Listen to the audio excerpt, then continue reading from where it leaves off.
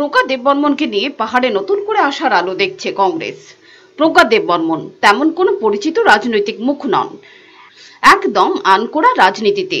তারপরও তাকে নিয়ে স্বপ্ন দেখছে কংগ্রেস। শুক্রবার আমবাসার নাইটিঙ্গেল পাড়াতে কংগ্রেসের এক নির্বাচনী সভা হয়। সেই সভায় প্রজ্ঞাকে বাঁশের পালকিতে করে নিয়ে যাওয়া হয় সভাস্থলে। দেখুন সে ছবি।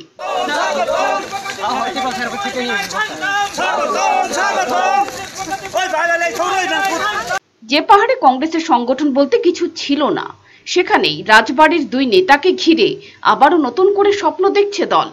আমবাসার নাইটিঙ্গেল পাড়ার জনসভায় বক্তব্য রাখেন প্রজ্ঞা।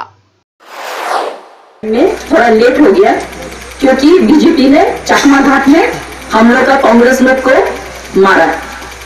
साइड जोन कुछ नहीं, वो लोग ने कुछ किया भी नहीं, ऐसे ही लाठी लेके मारा वो लोग को।